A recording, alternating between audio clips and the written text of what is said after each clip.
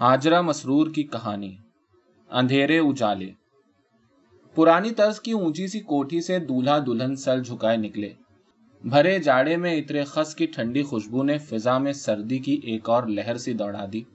उनके पीछे न कोई ढोल ढमकी न बाबुल का कोई बोल लहराया, और शहनाई के सीने में तो जैसे सांप ने अपना बिल बना लिया हो। अंधेरी ठिठुरती रात में लॉन की बढ़ी हुई घास काई भरे तालाब की तरह हिलकौरे ले रही थी, और टूटे हुए फव्वारे पर क्यूपिड देवता का लंगड़ा बुत यूं लग रहा था जैसे उल्लू उड़ने के लिए पर तोल रहा हो। दूल्हा का घर कुछ दूर न था, बस वही कोठी के पिछवाड़े। दूल्हा के घर में किसी ने भी तो आगे बढ़कर कोई शगुन नहीं किया। दूल्हा ने कमरबंद से बंधी हुई चाबी मोटे से ताले में खड़ाक से घुमाई और पुराना दरवाजा चरचरा कर कब्र जैसे अंधेरे की तरफ बुलाने लगा। चंद लम्हे बाद ताक में एक मध्यम सी लौ हवा की साए साए से लरसने लगी, और उस कांपती हुई टिमटिमाहट में मोटी मलमल के सुर्ख दुपट्टे पर बड़ी बड़ी जोर आजमाइयां हुई, पर दुपट्टा तो बदन की गर्मी की तरह दुल्हन से लिपटा हुआ था। रुखसत से पहले शबरातन ने जो उसे बुलाकर समझाया था। दूल्हा ने आखिर थक कर खैरू चौकीदार के मशवरे के मुताबिक चिराग पर फूंक मार दी। धड़कते हुए घोर अंधेरे में सुर्ख दुपट्टा नाग की तरह उसके हाथ में लिपटा चला आया। दिल धड़धड़ा गया, कानों में झींगर घुसकर चीखने लगे। हवास मुश्तमा करने को बीड़ी की तलब हुई। मंडल जेब से निकालकर दिया सलाई रगड़ी। आंखें तड़प कर 4 हुई, बल्कि आंखें 3 हुई। दोनों ने एक वक्त में महसूस किया जैसे उल्टे तवे पर छोटी बेगम के लाडले पूत ने उंगली से कुछ इंसानी नक्श बनाने की कोशिश की है, मगर जब नहीं बन सके तो झल्ला कर एक की आंख मल दी और दूसरे के होंठ पर नथने से लेकर आखिर तक उंगली फेर दी। दूसरे लम्हे फल्लियों वाली 2 सफेद सफेद आंखें झपाक से झुक गईं। शबरातन की हिदायत जो थी, पर दूसरी नन्ही यक्का व तन्हा आंख अंधेरे में भी चंद लम्हे देखने और सोचने से बाज न रह सकी। आखिर दूल्हा की आंख थी, और दूल्हा की आंख तो हुजले अरूसी में जरूर ही सोचती है, चाहे बिस्तर पर चांद ही क्यों न उतर आए। दिल यही पुकारता है कि हाय, कहीं इससे बेहतर तो मिलने से नहीं रह गई। भरी दुकान से अपनी हैसियत के मुताबिक कुछ नहीं तो इस कीमत में कोई फूटी चीज क्यों खरीदे। दिल जरा के जरा सीने में कुचले हुए सांप की तरह झूल गया। आखिर वो भी तो 15 रुपए माहवार और पेट भर रोटी कमाता था। बंडल में एक ही बीड़ी निकली, सो वो भी गोंद से चिपक कर टूटी हुई। रात जाग कर बसर करना थी, बीड़ी बगैर गुजारा कैसे होता। और उस रात जागने के ख्याल ही से जिस्म में बिजली सी भर गई। दिल की बात आई गई हुई। नए जूते में पांव ठूंस कर वो बीड़ी लेने के लिए लपका। कोठी में सन्नाटा था। लॉन पर घास काई भरे तालाब की तरह हिलकौरे ले रही थी, और क्यूपिड का शिकस्ता बुत उल्लू बना पर तोल रहा था। कौन? खैरू चौकीदार ने फाटक के करीब ललकारा। मैं भाई, मैं दुलारा, बीड़ी लेकर अभी आया। दूल्हा आगे बढ़ते हुए बोला। अरे बेटे, आज की रात भी बीड़ी पिएगा? खैरू खखार कर हंसा, और दूल्हा हर चीज से बेखबर गुदगुदाती हुई गर्मी की लहर में बहता हुआ चौराहे वाले पनवाड़ी की दुकान की तरफ तेज तेज जा रहा था। खैरू उसकी तेजी देखकर हंस रहा था। यारू, औरत भी क्या मजेदार चीज है, उसने सोचा, और ये सोचते हुए तो कांप सा गया कि दुलारे की बजाय उसने अंदरून खाना में अपनी कोठरी के सूने होने की दास्तान क्यों न भिजवाई। अब उसने अपने रंडापे का पछतावा भुलाने की गरज से चिलम में एक फूंक मारी और सीने की पूरी कुव्वत से कस लिया तो हुक्का ऐसे गुड़गुड़ाया कि वो घबरा कर खड़ा हो गया। लेकिन ये हुक्के की गुड़गुड़ाहट नहीं थी, ये तो चौराहे से गुजरती हुई काली चमकीली मोटर के ब्रेक की आवाज थी, जो एक लम्हा रुककर दूसरे ही लम्हे अपनी सुर्ख बत्ती चमकाती गायब हो चुकी थी। और दुलारा चौराहे पर जैसे दुल्हन का दुपट्टा ओढ़कर गहरी नींद में मस्त हो गया। खैरू उसे जगाने दौड़ा। आखिर शादी की रात को सो जाने का क्या मतलब। हाय, ये मुर्दार बेचारे पर भारू निकली। हाय अल्लाह, कैसा अच्छा था। दिन भर में बाजार के सैकड़ों तो फेरे करता और जरा न थकता। बड़ी बेगम कमजोर आवाज में कह रही थी, और तहकीकात के लिए आई हुई पुलिस के वास्ते चाय का सामान लगवाती जा रही थी। मारे हॉल के उनकी आंखें भीग गईं। दुखिया को मौत यहाँ खींच लाई थी। कहता था, अकेला हूं, घर बसाऊंगा। मैंने सोचा इस बदनसीब से ब्याह दूंगी तो सदा इसी दरवाजे पर पड़ा रहेगा। निगोड़े नौकरों का भी तो काल है। दोनों का नया जोड़ा बनाया। कोई 50 के करीब शादी पर खर्च आया। नतीजा यह हुआ कि वही गरीब ना रहा। बड़ी बेगम बोलती ही गई और वो आंगन के दरवाजे के करीब यूं दुबकी बैठी रही जैसे तहकीकात के बाद पुलिस उसी को पकड़कर फांसी पर चढ़ा देगी। चल हरामजादी, ये लाल दुपट्टा ओढ़े बैठी है, शर्म नहीं आती? छोटी बिटिया ने उधर से गुजरते हुए बिलबिला कर उसे खसोट डाला और उसने डर कर दुपट्टा यूं फेंका जैसे उस पर बेशुमार कन खजूरे रेंग रहे हों। और जब छोटी बिटिया ने लाल दुपट्टा उठाकर अलगनी पर डाल दिया तो उसने अलगनी को ऐसी हसरत से देखा कि सियाह चेहरा खून के उबाल से उन्नाबी हो गया। फल्लियों वाली आंखें फट गईं, कटे हुए होंठ तले बड़े बड़े जर्द दांतों पर से राल के कतरे टपकने लगे। छोटी बिटिया 2 पैसा लाइब्रेरी की किताबें पढ़ पढ़कर वैसे ही अपने आप को क्या कम हुस्ने नजर का मालिक समझने लगी थी। उनका जी मतलाने लगा। आंगन में पड़े हुए तख्तों के चौके पर धम से बैठ गईं और उसी चौके पर लेटकर धूप सेंकती हुई धान पान बड़ी बिटिया दहल गईं। है बी आपा, देखो कितनी भयानक लग रही है कमबख्त मनहूस। छोटी बिटिया मिनमिनाई। बड़ी बिटिया पहले ही इस हादसे से बौलाई हुई थी। इस पुरानी सी ऊंची कोठी के पुरानेपन और यकसानियत में एक भयानक गूंज ने उन्हें जड़ों से हिला दिया था। उनकी 25 साला जिंदगी को इस कोठी ने घोंट रखा था। इन पुरानी दीवारों से सफेद सफेद शोरा लाख रंग कराने पर भी टपकता ही रहता। सीली हुई जमीन और नमक झड़ती दीवारें, उनके मुंह का मजा हर वक्त खराब सा रहता और मारे उलझन के रह रहकर पांव धोती रहती। कभी कोठी से दूर बेतुके लॉन से परे कोई सिनेमा का इश्तिहार या शादी का इश्तिहार गूंजता गरजता गुजर जाता तो वो फड़क कर दुआ करती, अल्लाह मियाँ हमारे यहाँ कुछ तो हो, कुछ नहीं तो कोई मर ही जाए जो जरा बाल उजाड़ कर आंखें लाल करके आंसू ही बहाएं। यूं दुपट्टे में लिपट लिपट कर अदब लिहाज से चारपाई की अदवानों पर बैठकर आंखें झुकाए झुकाए भेजा पिच्ची हो गया। लेकिन रात घर में एक शादी भी हुई, पर नौकरानी की, जिसमें न मेहमान आए न ढोलक बजी। सारे भारी भारी जोड़े बस जहेज के नाम पर संदूकों में बंद पड़े रहे। रात नहीं गुजरी कि मौत भी हो गई। नौकर की बाल बिखरा कर आंखें लाल करके रोने का मौका कहाँ। बेचारी कई बार आईने के सामने जा खड़ी हुई और मुंह बंद कर जमाइयां ले लेकर आंखों में आंसू भरकर खुद को देखने की कोशिश की, लेकिन सामने खून में डूबी हुई काली भयानक लाश आ जाती, इंतहाई गैर रोमानी लाश, और खौफ के मारे आंसू आंखों में ही भस्म हो जाते। तख्तों के चौके पर बेसुध पड़ी सोच रही थी कि आखिर वो कमबख्त रोती क्यों नहीं। अरे क्या दुलारे उसका मियाँ नहीं था, और फिर पहली ही रात को मर गया बेचारा। हमारा मियाँ मरता तो सच ऐसा ऐसा रोते कि बस। छोटी बिटिया के टहोका देने पर धीमी आवाज में बोली, हाँ काफी बुरी लग रही है। अजीब है, इसे होश ही नहीं है कि ये बेवा है। शबरातन ने रात दुल्हापे का सिंगार करते हुए जो बाल चिपका कर बनाए हैं, इसके मुंह पर कितने बुरे लग रहे हैं। उंगल भर पेशानी पर ये बाल कलकत्ता स्लीपरों के तले नजर आ रहे हैं। खूबसूरत चौड़ी पेशानी हो तो ये दुल्हापे के चिपके हुए झुके झुके बाल बड़े खूबसूरत लगते हैं। बातों बातों में वो कहीं से कहीं बह जाने की आदी हो गई थी। बड़े भैया और छोटे भैया थानेदार के लिए चाह लेने अंदर आए। पुलिस के एंडे बैंडे सवालात से यूं ही परेशान थे। अब जो उसे नंगे सर बाल बनाए बैठे देखा तो छोटे भैया के बूट की टो रोकते रोकते भी उसकी पसली पर लग गई। झल्ला कर चीखे, अब ये यहाँ बैठी क्या कर रही है? ये मनहूस हमारे घर का भी नाश उड़ाएगी। अम्मा बी से कितनी बार कहा है कि इसे क्यों रख छोड़ा है, ये है किस काम की? वाकई मामाएं बांदियां जरा ढंग की तो हो।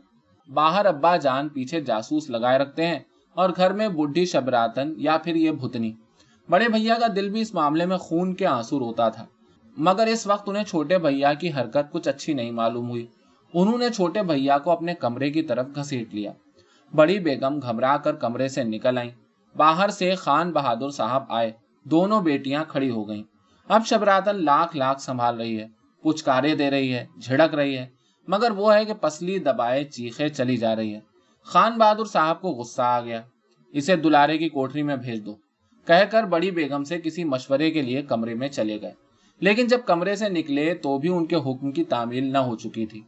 शबरातन उसे उठा उठाकर घसीट घसीट कर हाँपने लगी थी, मगर वो थी कि सर्दी में ठिठुरते हुए भूखे कुत्ते की तरह मुंह उठाए चिल्लाए जा रही थी और आंख में आंसू की एक बूंद तक नहीं। खान बहादुर साहब इस मक्कारी पर आपे से बाहर हो गए। हुक्म दिया, ये जहां से आई है वहीं फेंकाओ। कमबख्त की वजह से हमारे दरवाजे लाल पगड़ी पहुंच गई और वो अपनी जान से गया, बेचारा दुलारा। और भयानक चीखों के दरमियान वो सड़क पर धकेल दी गई। थानेदार ने दुलारे की बेवा की सूरत देखकर मजीद तहकीकात जरूरी न समझी और चाय पीते ही रुखसत हो गए। उस आसपास के मकानों की खिड़कियां घबरा घबरा कर खुली। औरतें और बच्चे ताज्जुब और खौफ भरी नजरों से उसे देखने लगे। इस गुंजान आबादी में सिर्फ एक ही कोठी थी जो खान बहादुर को अलॉट हुई थी, और उस आबादी की तन्हा कोठी के तन्हा मालिक की नौकरानी का मामला था। सारा किस्सा आंधी में आग की तरह फैल गया। बेचारा दुलारा, बेचारा, उसने सड़क पर एक लोड लगाकर बैठते हुए सोचा, और दांत पीस पीस कर राल पोंछने के सिलसिले में सारा मुंह लसेड़ लिया। ठीक तो है, दुलारा मर गया तो सबको उसी से हमदर्दी हो गई। आखिर उसमें कौन से सुरखाब के पर लगे थे? वो कौन था कौन नहीं था ये खुद उसे पता नहीं था। उसकी बेवा माँ देहात से इसलिए शहर आई थी कि बड़े अस्पताल में दाखिल होकर अपनी बेनूर होती हुई आंखों की जरा सी रोशनी तो महफूज रख सके, लेकिन वो अस्पताल में दाखिल न हो सकी, बल्कि अस्पताल के फाटक के पास भीख मांगने लगी। और कई बरस बाद उसी भिखारन के यहाँ वो पैदा हो गया और लावारिस बनकर सड़कों पर रुलने लगा। वो किसकी बेवा थी ये पूछने की किसे फुर्सत थी, और इससे कबल के बेटा बढ़कर किसी खूबसूरत चमकीले दिन को किसी रोमानजादे शहजादे की तरह तुतलाकर पूछता, माँ मेरा बाप कहाँ है? माँ इससे पहले ही चेचक में मुब्तला होकर अस्पताल के फाटक के बाहर चुपचाप मर गई। वो 4 बरस का लौंडा हस्बे आदत रात भर मुर्दा माँ की सूखी छाती चिचोड़ता रहा, और सुबह जो उसे कचकचा कर चेचक ने घेरा तो माँ भी जहन से निकल गई। मरा तो नहीं, बस सारा जिस्म खुद कर रह गया। एक आंख गई सो अलग। मोहल्ले की मस्जिद के मुअज्जिन ने जिस तरह उसकी बीमारी के दौरान में रहम खाकर देखभाल की थी, उसी तरह रहम खाकर बाद में अपने घर रख लिया। दिन भर सेरो मसाला पीस पीस कर हाथ कचौरी की तरह फूल कर सुर्ख हो जाते। शाम को मौलवी साहब अलहम्द का पारा पढ़ाने बैठते तो दिमाग और आंख में मिर्चें लगने लगती, और मौलवी साहब का हाथ रुकते रुकते भी छूट जाता। हाथ के तेज सही, पर थे दिलवाले। वो जिंदा रहते तो शायद दुलारा किसी मस्जिद का मुअज्जिन बनने के लायक जरूर हो जाता, मगर उनके बगैर मौलवी की बीवी के साथ रहने से तो सड़कों पर रहना बेहतर था। चोरों ने चोरी सिखाई पर सलीका ना आया। जेब कतरों ने अपना आर्ट जी जान से उसे सौंपना चाहा, मगर हाथ में जरा भी तो फुर्ती न थी। कई गए गुजरे गुंडों ने जी बहलाने को आंख मारी, लेकिन वो उल्लुओं की तरह मुंह उठाए आगे बढ़ गया। गरज उससे कुछ भी तो न थी, जाने कहां कहां की धूल छानता फिरा। पनवाड़ियों की दुकान के सामने से गुजरते हुए कभी आईने की तरफ निगाह उठ जाती तो उसे अपने बढ़ते हुए कद का एहसास हो जाता, और माजी कहीं दूर भूले बिसरे जजीरों में खोता जाता। उसे तो अपनी माँ की शक्ल तक याद न रही थी। अब तो बस वो था और अपना ही एहसास। वो लंबा हो रहा है और उसके चेहरे के रुएं बढ़ते जा रहे हैं। और जब वो खान बहादुर साहब के यहाँ बाहर के काम पर मुलाजिम होने गया तो अपनी अछूती दाढ़ी और लटकते हुए होठों की वजह से खासा मोतबर किस्म का अहमक नजर आता था। जब रहने के लिए जिंदगी में पहली बार उसे एक कोठरी मिली और साथ ही खैरू चौकीदार की सोहबत, तो वो अंदरूने खाना तक ये बात पहुंचाए बगैर न रह सका कि मेरी कोठरी बस जाए, तब जिंदगी भर दोनों खिदमत करेंगे, पुश्त दर पुश्त गुलामी करेंगे, और गुलाम बनाने की मशीन के लिए कुछ ज्यादा तगोदौ करने की जरूरत ही ना पड़ी। थोड़े दिन पहले ही की बात थी कि सड़क पर से गोबर लीद बीनते बीनते वो कोठी के अहाते में खड़े हुए घोड़े की नाशाइस्तगी बटोरने के लिए अंदर लपकी आई तो बड़ी बेगम तांगे की तरफ बढ़ते हुए पहली ही नजर में फैसला कर चुकी थी कि सूरज शक्ल से लौंडिया टिक कर काम करने वाली मालूम होती है। उनका तजर्बा था कि नौकरानियां जितनी बदसूरत हो उतनी ही ज्यादा मेहनती और लग कर रहने वालियां होती हैं, और जिंदगी में पहली बार उसकी मकरूह सूरत उसके काम आ गई। उसने गोबर लीद की टिकियां बनाकर अहाते की दीवार पर थोप दी और फिर अंदर जाकर चूल्हे की राख में उंगलियां खपो दी। बिल्कुल गैर जज्बाती अंदाज से, एहसान मंदी के जज्बे का इजहार किए बगैर उसने ऊपर के काम की मुलाजमत कबूल कर ली। 2 वक्त रोटी और साल में 2 जोड़े, साहबजादियों की उतरन अलग। कहते हैं कि ज्यादा बदसूरती या ज्यादा खूबसूरती इंसान को निरा जज्बाती बना देती है, मगर वो तो इंतहाई बदसूरती के बावजूद मशीन जैसी गैर जज्बाती थी। वो एक फौजी सिपाही की चौथी औलाद थी। सिपाही उस वक्त फौज में बड़े चाव से भर्ती हुआ था जब आलमगीर जंग की तैयारियां हो रही थी। बेकारी और भूख के बाद इस मुलाजमत ने उसे बड़ हाकू बना दिया था। जब वो पहली मर्तबा छुट्टी लेकर घर आया तो उसके तने हुए आसाब, भिचे हुए होंठ बीवी के चाव चोंचलों से भी ढीले ना पड़े। وہ اپنے گاؤں کی گلیوں میں گھومتے ہوئے سینہ تان تان کر کہتا، یارو کچھ تو ہو، آرام کی کھاتے کھاتے تھک گیا ہوں، ذرا آمنے سامنے ٹھاں ٹھاں ہو تو مزے آئیں۔ لیکن جب جنگ کے بادل برسنا شروع ہوئے تو وہ کافی عرصے بعد بمشکل چند روز کو اپنے گھر آ سکا، اور آیا بھی تو یوں جیسے وہ اپنے پہلے روپ کو وہیں کہیں کسی فوجی بیرک میں دفن کر آیا ہو۔ اب وہ ذرا ذرا بات پر چیخنے لگتا اور بچوں کو اس زور سے مارتا کہ ان کی آنکھوں کے سامنے لال، زرد اور سیاہ دھبے دیر تک ناچتے رہتے۔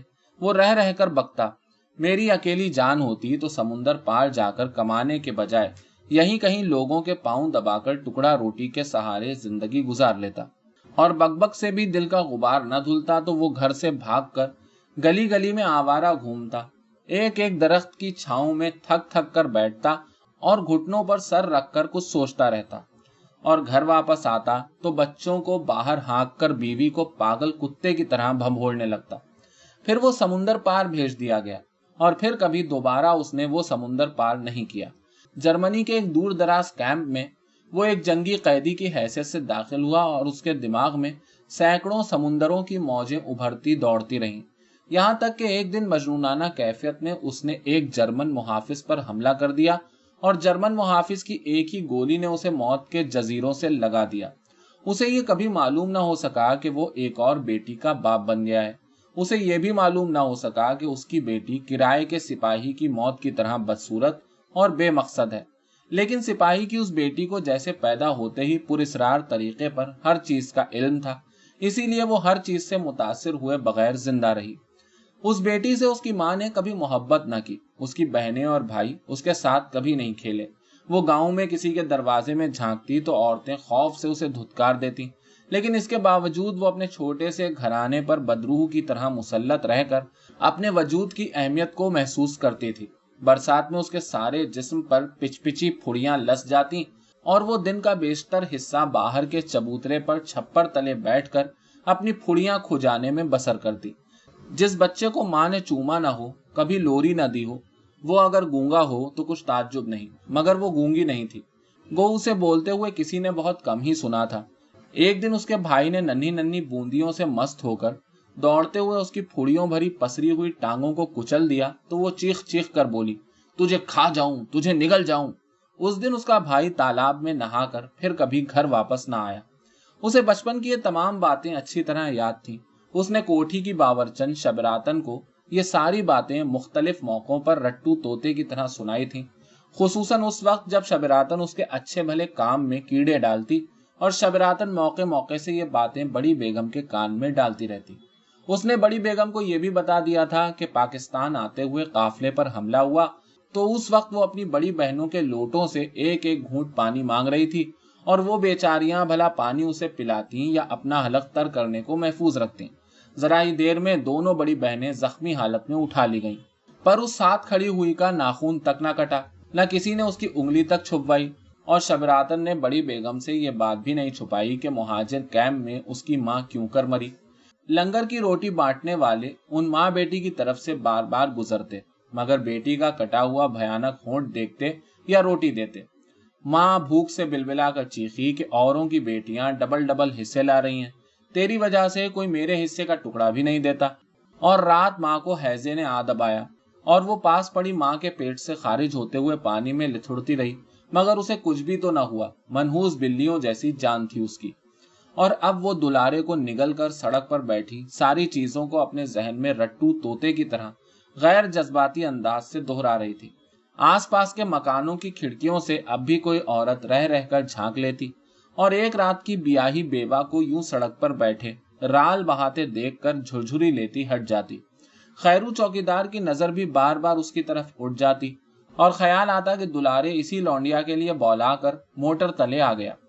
شام تک خیرو اسے سڑک کے کنارے بیٹھے دیکھتا رہا، اور جب شام کو دلارے کی لاش ہسپتال سے آئی تو وہ سڑک سے غائب تھی۔ خیرو کا جی چاہا کہ ایسی بے حس عورت پر موقع ملے تو ڈھیر بھر تھوک دے، اور کوٹھی کے اندر بڑی بٹیا نے دھیرے دھیرے نزاکت سے سوچا، میاں کی لاش پر بھی رونے نہ آئی۔ گھر سے نکالا ملا تھا تو کیا کوئی اسے اپنے میاں کی لاش پر آنے کو منع کرتا؟ بالکل ننھی ہی بن گئی کمبخت۔ اور بڑی بیگم برتن بھنکتے دیکھ کر بڑبڑائیں، ہمارے چھوٹے صاحبزادے اور صاحبزادی پر تنتنا سوار ہو तो फिर कुछ सूझता थोड़ी है। अभी एक दिन के लिए घर इन्हें सौंप दिया जाए तो घर वाह कर दें। हाय निगोड़ी बेसमझ, कहीं डूब न मरी हो। मगर वो क्या डूबती। 3-4 महीने बाद ही गर्मियों की एक गर्मा गर्म शाम को फिर मौजूद, लेकिन अब उसकी जगह एक बहरी बुढ़िया ने संभाल ली थी। अरे तू फिर आ मरी, शबरातन अपनी सहेली बुढ़िया को पीठ के पीछे छुपाकर चीखी। वो सफेद सफेद फल्लियों सी मंडी हुई आंखें घुमाती एक तरफ खड़ी टांग खुजाती रही। निकल जा मुई डायन, बुरी अरवाह बनकर बच्चों वाले घर में घुस आई। शबरातन दस्त पनाह बजाकर दहाड़ी। हाय अल्लाह, अरे तुम्हारे हलक में बांस घुसा हुआ है, मेरा सर फटा जा रहा है और तुम। आंगन पड़े हुए पलंग पर लेटी हुई बड़ी बिटिया शबरातन पर बरसी और फिर सर पकड़कर जोर जोर से रोने लगी। बड़ी बेगम बिलबिलाकर किसी कोने से बरामद हुई। छोटी बिटिया ने सईद भाई की आपा को खत लिखते लिखते कलम पटक दिया। दकियानूसी सोफों से भरे हुए ड्राइंग रूम में हुक्का पीते हुए खान बहादुर हड़बड़ा कर उठे। कोठे पर से दोनों भाई तूफान मेल की रफ्तार से उतरे और आन की आन में आंगन भर गया।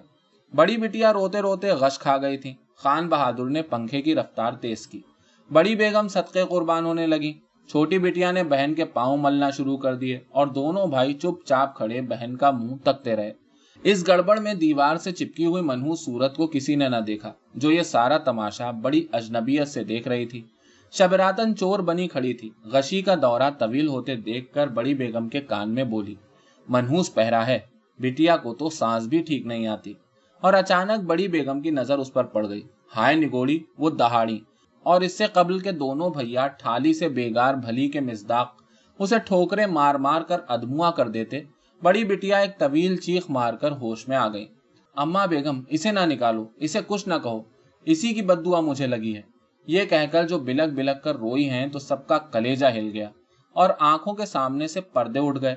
खान बहादुर पुराने सोफों में गर्क होने चले और उनके पीछे बड़ी बेगम। दोनों भैया रुमाल से पसीना पोंछते बाहर निकल गए। छोटी बिटिया बहन के पायंती बैठी बैठी सईद भाई की जाहिल आपा के नाम खत के लिए खूबसूरत और रंगीन फिक्रे सोचने लगी और शबरातन चूल्हे के पास पीढ़ी पर बैठकर बुदबुदाने लगी, जिसे सुनने के लिए बहरी बुढ़िया उस पर पीली पड़ रही थी। बड़ी बिटिया को अब सुकून हो गया था। उसकी तरफ मुस्कुराकर देखते हुए बड़ी नकाहत से बोली, वहां क्यों खड़ी है, मेरे पास आजा, मेरे लिए दुआ कर, मैं अच्छी हो जाऊं। और वो जैसे बताशों पर कदम रखती उनकी पट्टी के करीब आ खड़ी हुई। उसका पैदाइशी कटा हुआ होठ फड़क रहा था और सांस के बोझ से मोटे कुर्ते तले उसकी बोटी बोटी धड़कती नजर आ रही थी। कहाँ रही इतने दिन? छोटी बिटिया ने रंगीन अल्फाज के जाल से बस जरा नाक निकालकर पूछ लिया। बड़ी बहन का दिल रखने की खातिर बीमारी में ख्वामख्वाही के चोचले तो हैं, कहीं नहीं, कोई रखता ही नहीं। वो उसी गैर जज्बाती अंदाज से भिनभिनाकर बोली। उसने ये दास्तान बताना जरूरी नहीं समझी कि वो कहाँ कहाँ ठोकरें खाती फिरी। इस मोहल्ले में तो लोग उससे डरते थे, दूसरे मोहल्लों में मालकिनें रख भी लेती तो मालिक लोग किसी न किसी बात पर निकाल बाहर करते। अचानक एक बार फिर आहोजारी का तूफान उठा। दूसरों के पेट पर लात मारते शर्म नहीं आती? अल्लाह मियाँ करे मेरा सब्र पड़े। मचमचाती खटिया निकले, मैं सदके करूं अपनी सरकार पर से, जादू डाला है साहबजादी पर। बड़ी बेगम हौला कर कलेजा पकड़े भागी आई। बड़ी बिटिया को ठीक ठाक लेटे देखकर दिल काबू में आया। हाय बड़ी बी, ये उम्र तुम्हारी, इतनी समझ नहीं कि अल्लाह रखे भरे घर में शाम के वक्त नहीं रोते। फिर बुढ़िया का लगातार बैन सुनकर बोली, मैं तो खान बहादुर साहब से यही कह रही थी कि अपनी बड़ी बी का भी कौन बैठा है। अब इस घर में आई हैं तो हमेशा रहेंगी, और ये निगोड़ी जो आ गई है तो क्या कोई जूतियां तो नहीं मारने लगेंगे? तुम खामखा हाय वेला मचाने लगी। और अम्मा, मैंने कब कहा कि बड़ी बी को निकाल दो, और न इसे रखने ही को कहा। बस ये बेचारी दुलारे की कोठरी में पड़ी रहेगी, मेरे कमरे की सफाई कर जाएगी, कभी बचा खुचा दे दिया करेंगे, बस अल्लाह वास्ते की बात है। इस तरह मरहूम दुलारे की कोठरी दोबारा बस गई। दोनों भैया लोग ये बात बिल्कुल पसंद न करते थे। खान बहादुर भी इस रकीकुल कल्बी के ज्यादा कायल न थे, मगर बड़ी बेगम अपनी बड़ी साहबजादी की बात भला टलने देती।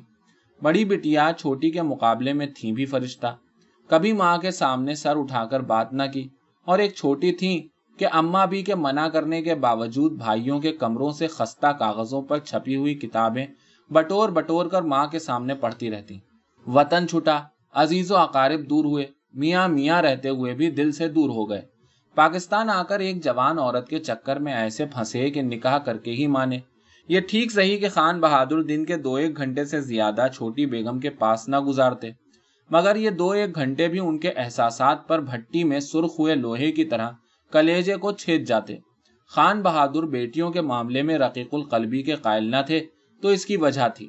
چھوٹی بیگم نے جو ایک بیٹے پر دوسرے بیٹے کی ڈاک باندھ دی تھی، بڑی بیگم کے تو یہی 4 بچے تھے، دونوں بیٹے جوان، دونوں بیٹیاں سیانی۔ چھوٹی بٹیا کے لیے تو ان کے بھانجے سعید میاں کچھ بہکے سے تھے، پر بڑی بٹیا کے سہرے کے پھول ابھی تک کسی شاخ پر نہ پھوٹے تھے۔ اپنا وطن اپنا کنبہ ہوتا تو خان بہادر فکر کرتے نہ کرتے، سارے کام وقت پر ہو جاتے۔ اس بے بسی کے احساس کے باعث ان کا بس چلتا تو اپنے چاروں جگر گوشوں کو پھولوں پر لوٹتی پلٹتی رہتی۔ پھر بڑی بٹیا نے کوئی ناجائز بات تو کی نہیں تھی، صرف خوف خدا تھا۔ اسی خوف خدا کے سلسلے میں بڑی بٹیا کو اس کا بڑا خیال کرنا پڑتا۔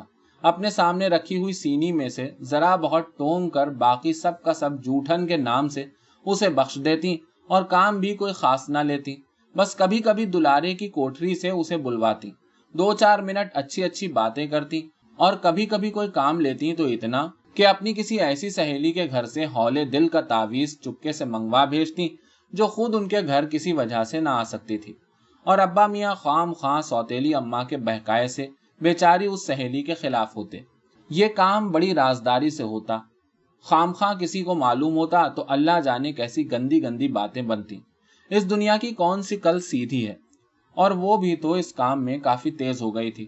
شاید یہی وجہ تھی کہ وہ سہیلی جس کے گھر سے وہ بڑی بٹیا کے لیے تعویذ نیفے میں اڑس کر لاتی تھی، اس سہیلی نے اپنی کسی اور سہیلی کے گھر سے اس کے ذریعے تعویذ منگوانا شروع کر دیے، اور پھر اس سہیلی کی سہیلی نے براہ راست اپنے شادی شدہ چچا زاد بھائی سے تعویذ لکھوا کر منگائے، اور چچا زاد بھائی کی بہن نے اپنے ماموزاد۔ غرض ہر تعویذ لانے کی خدمت پر اسے روٹیاں اور سکے ملنے لگے، سبھی اس سے اچھی طرح باتیں کرنے لگے، اور پھر یہ سلسلہ اتنا پھیلا کہ دن بھر دم مارنے کی مہلت نہ ملتی۔ حد تو یہ ہے کہ بڑی بٹیا کے پاس جا کر ان کی مزیدار جوٹھن بٹورنے کا بھی خیال نہ آتا۔ اس کی کمر سے بندھی ہوئی پوٹلی نوٹوں اور چاندی کے روپوں سے بھاری ہوتی گئی، اور ایک ایک 2-2 کر کے اتنی گھی لگی روٹیاں مل جاتی کہ وہ کھا کھا کر مینڈک کی طرح پھیل کر پڑ رہتی، اور بغیر کچھ سوچے ہوئے اپنے سر کی موٹی موٹی جوئیں ٹٹولتی سو جاتی۔ کبھی 2-4 منٹ کو بڑی بٹیا کے سینکڑوں بلاووں پر شام کو ان کے پاس جاتی تو بڑی بٹیا چھت پر سفید سفید بستر پر پڑی ہوئی ملتی، نئے فیشن کی کھینچی ہوئی کنگھی سے ان کا پتلا نازک سا چہرہ اور بھی بیمار نظر آتا۔ وہ اپنے آپ کو روکتے روکتے بھی کہہ اٹھتی، میری سہیلی کے گھر سے، اور وہ بڑی بٹیا کے منہ سے یہ سن کر پریشان ہو جاتی جب ان کی سہیلی ہزار تقاضوں کے باوجود کاغذ کی ایک چندی تو کیا پیار کے 2 بول بھی نہ کہلا بھیجتی۔ اسے اپنے بھائی کی نئی نئی دلہن کے پہلو میں گھس گھس کر بیٹھنے ہی سے فرصت نہ تھی۔ بڑی بٹیا کی مظلوم آنکھیں دیکھ کر اس کی سمجھ میں خاک بھی نہ آتا، اس کی سمجھ میں تو یہ بھی نہ آتا کہ وہ کیا کرتی رہی ہے اور کیا کر رہی ہے۔ اس کے چہرے کا سپاٹ پن دیکھ کر بڑی بٹیا کی ویران بڑی بڑی آنکھیں آسمان کی وسعتوں میں کھو جاتی، اور پیلے پیلے ہاتھ مردہ سے ہو کر پلنگ کی پٹیوں پر گر جاتے۔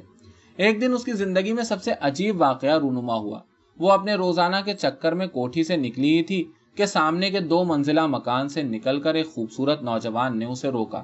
اس حرکت پر بھنبھنا کر شاید وہ سڑک پر لوٹ جاتی، مگر وہ ایسا خوبصورت تھا کہ وہ بھی سناٹے میں آ گئی۔ نوجوان اسے اپنے ساتھ بیٹھک میں لے گیا۔ چھوٹی بٹیا کے کمرے میں پڑی ہوئی خستہ خستہ کتابوں جیسی کتابوں کے انبار سے ایک نیلا کاغذ اسے دیا، اور بڑی بڑی پلکوں سے سجی ہوئی آنکھوں میں آنسو لا کر التجائیں کرنے لگا کہ یہ کاغذ سب سے چھپا کر کوٹھی کی چھت پر چپ چاپ لیٹنے والی کو دے آئے۔ یہ سب کہتے ہوئے شدت جذبات سے وہ تھر تھر آ رہا تھا۔ یہ کیا ہے؟ بیماری کا تعویذ ہے؟ نہیں، ہاں، کیا وہ بیمار ہیں؟ نوجوان نے گھبرا کر پوچھا، اور ساتھ ہی بھولی بھولی آنکھوں سے آنسو ٹپک گئے۔ غریب کی سمجھ میں خاک نہ آیا کہ آخر یہ آدمی اس طرح کیوں روئے چلا جا رہا ہے۔ وہ ہر روز تعویذیں ادھر کی ادھر کرتی رہتی تھی، مگر سب تو ہنستے کھیلتے یا منہ سخت کیے سارا کام کرا لیتے۔ اسے یاد تھا کہ بچپن میں جب اس کا بھائی یا کوئی بہن بیمار ہوتی تو اس کی ماں شاہ صاحب سے کاغذ لکھوا کر لاتی اور کپڑے میں لپیٹ کر گلے میں پہنا دیتی۔ اس سلسلے میں نہ تو کبھی اس کی ماں روئی اور نہ اس نے شاہ صاحب کو اس طرح بلکتے دیکھا تھا۔ وہ کاغذ نیفے میں اڑس کر اٹھی۔ نوجوان گھبرا کر اس کے راستے میں کھڑا ہو گیا اور کہنے لگا، دیکھو ابھی مت دینا انہیں، شام کو جب وہ چھت پر لیٹے اور کوئی دوسرا نہ ہو تب دینا، میں اس کے صلے میں عمر بھر تمہاری خدمت کروں گا۔ میرا راز کسی اور کو معلوم نہ ہو، وہ پردہ نشین ہے، ان کی بدنامی ہوئی تو میں زہر کھا لوں گا۔ یہ کہتے کہتے اس نے 2 لال لال نوٹ اس کے ہاتھ پر رکھ دیے اور وہ اپنا وہی یکساں بے حصہ چہرہ لیے باہر نکل آئی۔ یہ بدنام کرنا کیا ہوتا ہے؟ زہر کھانے سے آدمی مر جاتا ہے۔ خوب، یہ تو ساری نئی نئی باتیں سننے کو ملی آج۔ اور وہ میری خدمت کرے گا؟ واہ، میرے پاس اتنی روٹیاں کہاں کہ اسے نوکر رکھوں۔ ایسے ایسے انسنے فقرے سن کر اس کے دماغ میں مینڈک سے پھدکنے لگے۔ اس روز کئی بار جل کر اس نے اپنے سر پر 2-3 گھونسے لگائے اور وہ رہ رہ کر مارے فکر کے تھوکتی رہی۔ شام کو بڑی بٹیا نے تعویذ پڑھ کر جلدی سے مہین کرتے تلے سبز ریشمی چولی میں چھپا لیا۔ گھبرا کر زرد ہو گئیں، سر پر دوپٹہ ڈال کر سڑک پار والے 2 منزلہ مکان کی طرف دیکھا اور دونوں ہاتھوں سے منہ چھپا کر کروٹ بدل لی۔ واہ، اب کبھی نہ لانا یہ کمبخت پرچے، شرم نہیں آتی؟ غیر مرد ہو کر ہم اماں بھی سے شکایت کر دیں گے، بڑی بٹیا بڑبڑائیں۔ لیکن اس حکم کے باوجود کانپتے ہوئے ہاتھوں کے لکھے ہوئے پرچے آتے ہی رہے اور بڑی بٹیا پر غشی کے دورے دن میں کئی بار پڑنے لگے۔ آخر بڑی بیگم نے بیٹی کو مری لے جانے کی تیاریاں شروع کر دیں۔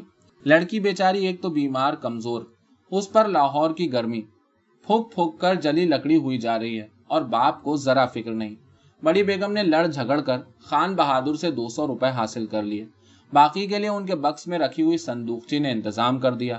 نوجوان نے رخصت محبوب کی خبر سن کر کلیجہ تھام لیا، مگر وہ خبر سنانے والی اس وقت جلدی میں تھی اور خیرو چوکیدار بھی تو سامنے سے آ رہا تھا۔ نوجوان تیزی سے اپنے گھر میں گھس گیا۔ شام سے چھاجوں پانی برسنے لگا۔ وہ بوری اوڑھے بھیگی بھاگتی سرے شام آئی، دوپٹے کے پلو سے ڈھیر بھر روٹیاں کھول کر کھائیں اور ناک تک ڈٹ کر پڑ رہی۔ دیر سے سوچ رہی تھی کہ اٹھ کر کوٹری کا دروازہ بند کر لے، مگر مارے سستی کے ہلا بھی نہیں جا رہا تھا۔ اچانک دروازہ چیخ کر بند ہو گیا۔ عطر خس کی مانوس خوشبو کا بھپکا ناک میں گھس گیا، دیا سلائی جلی اور ساتھ ہی خوبصورت نوجوان کی آنسوؤں بھری آنکھیں چمک اٹھی۔ اس نے نیفے میں اڑسی ہوئی بھاری تھیلی کو گھبرا کر بھینچ لیا، کہیں وہ اپنے دیے ہوئے لال لال نوٹ چھیننے تو نہیں آیا۔ طاق میں ایک بار پھر ایک لو ہوا کی سائیں سائیں سے لرزنے لگی۔ میں مر جاؤں گا، وہ جا رہی ہیں، ان سے ایک بار ملا دو، بس 2 ضروری باتیں کرنا ہے۔ ان سے کہنا کہ مجھے پاک محبت ہے، بس ایک بار مجھے اپنا مکھڑا دکھا دیں، پھر چاہیں ٹھوکر مار دیں۔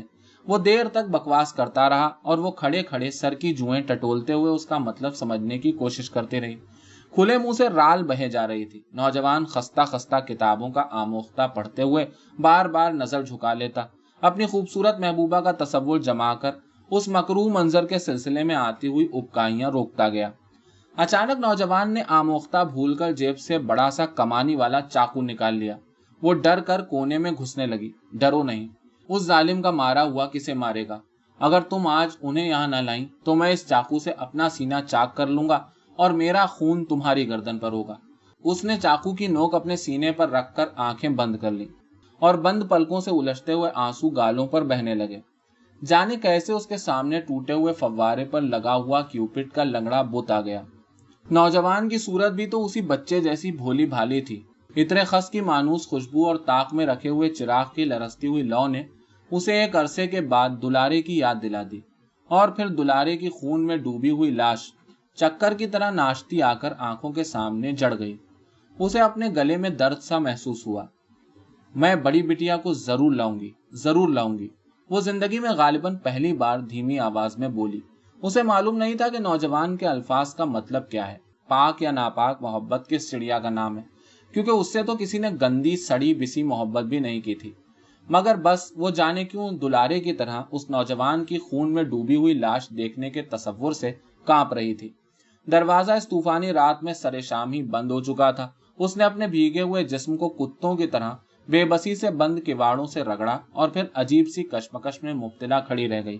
اس کی پھلیوں سے منڈی ہوئی کمزور آنکھیں بند ہونے کے باوجود بڑی بٹیا کو ان دروازوں کے پیچھے لیٹے دیکھ رہی تھی۔ سفید سفید بستر پر ململ کا کرتا پہنے، سبز چولی میں ابھرتا ڈوبتا سینہ، پیلا سا کمزور چہرہ اور سمٹے ہوئے بھورے بھورے بال۔ وہ دروازے سے باہر نہ آ سکیں گی، اور پھر ایک اور لاش خون میں ڈوبی ہوئی اس احاطے سے اٹھے گی۔ چھوٹی بٹیا بڑی بٹیا کا دوپٹہ کھسوٹے بغیر بھلا مانیں گی؟ چھوٹے بھیا ٹھوکر تو ضرور ہی ماریں گے اور خان بہادر بڑی بٹیا کو اٹھا کر سڑک پر پھینک دیں گے۔ جب کوئی خون میں نہا کر مر جاتا ہے تو کوئی نہ کوئی ضرور منحوس ہوتا ہے۔ اس کی آنکھوں سے ایک عرصے کے بعد آنسوؤں کے گرم گرم قطرے ٹپکنے لگے۔ وہ بڑی دیر تک دروازہ کھلنے کی موہوم امید پر کھڑی رہی۔ آخر وہ خواب کسی حالت میں جلتی ہوئی اپنی کوٹری کی طرف آئی۔ اس کے اعصاب سن ہو رہے تھے، سر میں جوئیں تک رینگتی محسوس نہ ہو رہی تھی۔ وہ کس طرح نوجوان کو بتائے کہ دروازہ نہیں کھل سکتا، اور پھر بڑے سے چاقو سے نوجوان کا سینہ کیسے محفوظ رکھے گی؟ نہیں، وہ چاقو اس کے ہاتھوں سے چھین لے گی اور شور مچا دے گی۔ پر جب شور مچے گا تو اس کا رواں رواں خوف سے نیزوں کی طرح تنا ہوا تھا۔ کوٹری میں رازداری کا اندھیرا دھڑک رہا تھا، مگر بڑی بیٹیا بے خبر اپنے کمرے میں سو رہی تھی۔